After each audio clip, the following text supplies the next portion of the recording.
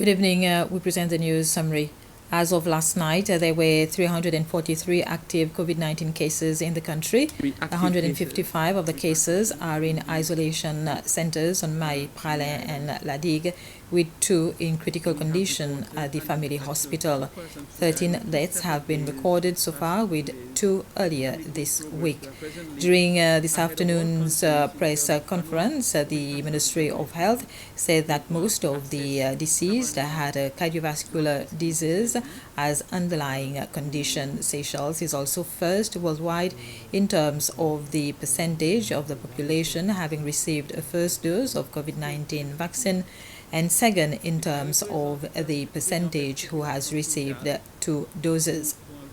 We are investigating 2 other mortality that may be related to COVID-19, and we'll be sending report, if not today then tomorrow, to give a bit more details about these 2 additional cases.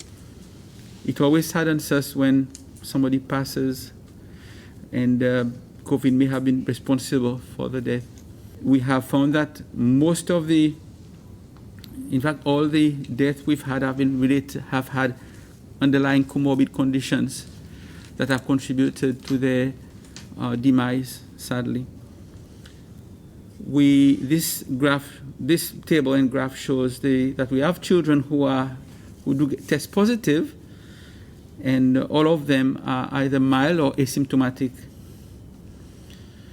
This table shows that we continue to register a downward trend. The number may not be 2 once we've done all the compilation for the tests done since past 2 days. But what is important is the continued downward trend in the number of cases, and we attribute that to, 1, to the vaccine program being rolled out, and secondly, to the measures that people are taking, the precautions that are being taken by the general public continues. Our vaccination program continues to make progress. We'll be receiving new vaccine stock in the coming few days that would allow us to give vaccine more freely and openly to more people. Seychelles will reopen to visitors from all countries, with the exception of South Africa, from March the 25th. Tourists will be able to move around freely, provided they produce a negative PCR test 72 hours before arriving. Tourism Minister Sylvester Radigon announced the relaxation of restrictions after chairing a meeting of tourism officials. From March 25th, then, overseas visitors will be able to stay at certified tourism establishments or private houses, but they'll have to wear masks and maintain physical distancing. Meanwhile, the ban on South African visitors remains owing to the presence of a new variant form of COVID there. By maintaining that ban, Seychelles will be removed from the United Kingdom's red list of restricted destinations. There is, I would say, significant interest from several countries across the world for visitors. There's a pent-up demand for holidays, and Seychelles is being looked at as a potential destination for that. So we remain positive that gradually, with this opening as the 25th of March, gradually we will see that steady climb to hopefully a healthy tourism industry in the next couple of years. All banks in the country, including the Development Bank and the Credit Union, will resume normal weekday opening hours as of Monday the 8th of March. This will be from 8:30 a.m. to 2:30 p.m. The banks will remain closed on Saturdays. The Central Bank of Seychelles made the announcement following discussions with the Bankers Association. The central bank itself will resume normal banking and over-the-counter services on Monday. However, the central bank will maintain prior arrangements for other services and engagements with the public.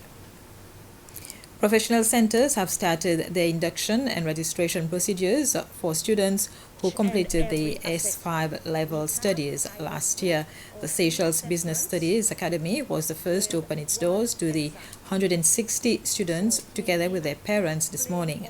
We've got over 70% members of staff who have been vaccinated, both doses. So this has shown the Department of Health that the academy can receive the young ones who we know have not been vaccinated. We don't know when they will be vaccinated.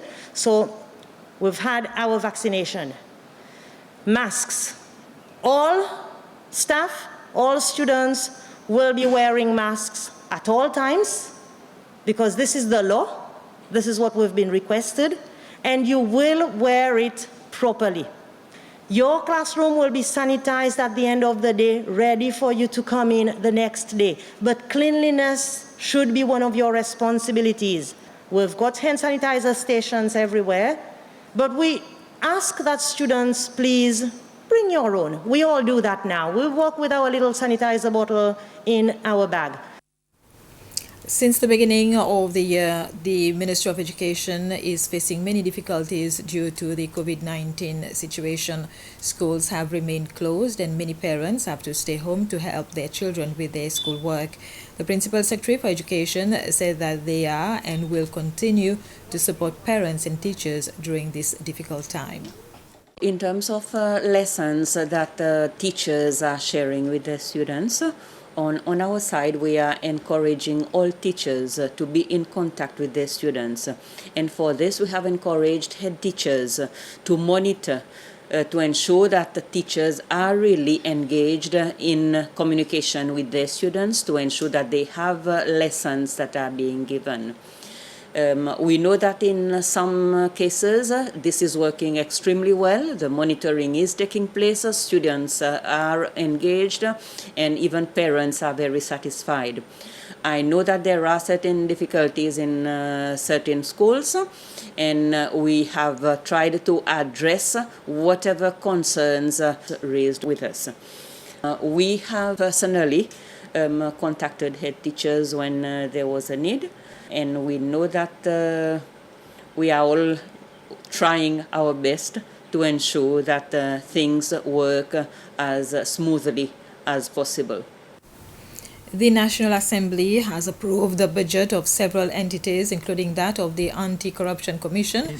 The budget for the Anti-Corruption Commission is a sum of 15,740,000 rupees. Chief Executive Officer Medu Silva assured the MNAs that with more investigators on their payroll, corruption cases will be brought before the court. The National Assembly also approved its own budget of over 37 million rupees.